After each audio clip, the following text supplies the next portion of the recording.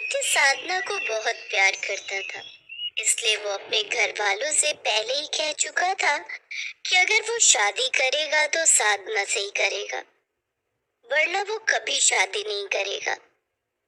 साधना बहुत अच्छी लड़की थी, देखने में भी सुंदर थी, पर वो गरीब थी।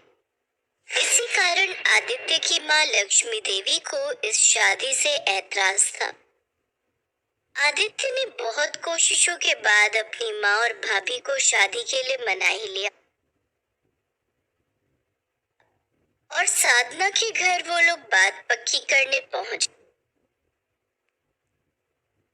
गए। बहन जी, ये कचौड़ी तो लीजिए, ये साधना ने घर पर ही बनाई है। सच में खाना बनाना आता भी है या बस यूं ही आप साधना की तारीफ कर रहे हो? मम्मी जी, मुझे तो इसमें कोई फर्क नजर नहीं आ रहा। हमारे यहाँ तो नौकर भी ऐसे ही खाना बनाते हैं। बहू क्या बोल रही हो? कुछ भी। कोई बात नहीं, मजाक कर रही है। अब जेठानी बनने वाली है, इतना तो मजाक बहू कर ही सकती है ना।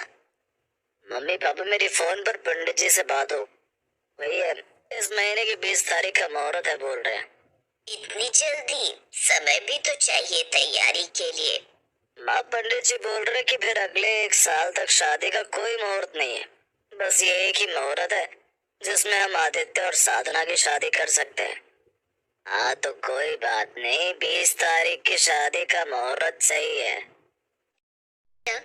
पर अभी भी आदित्य की माँ का मुंह बना हुआ था।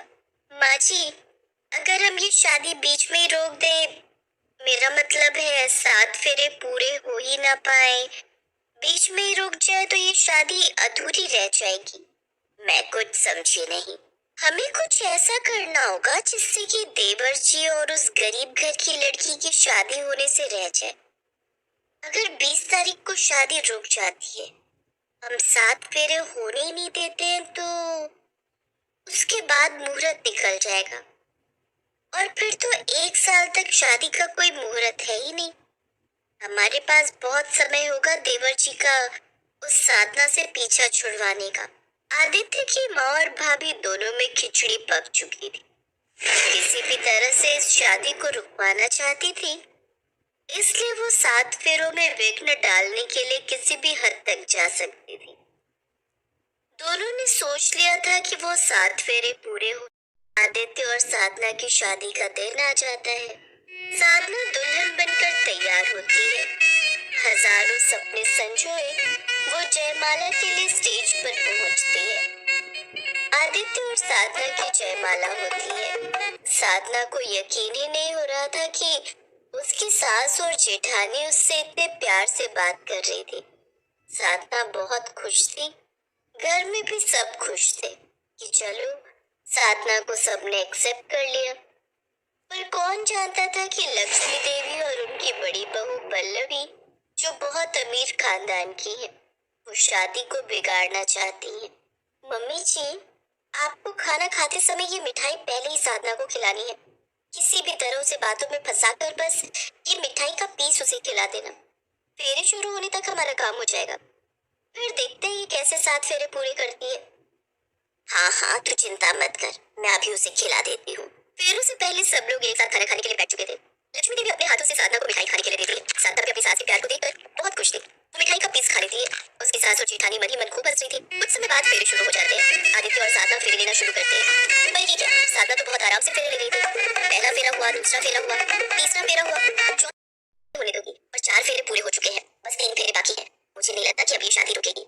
नहीं नहीं मम्मी, साधना ने 5वां, 6वां और 7वां फेरा पूरा कर लिया। सकुशल 7 फेरे हो गए।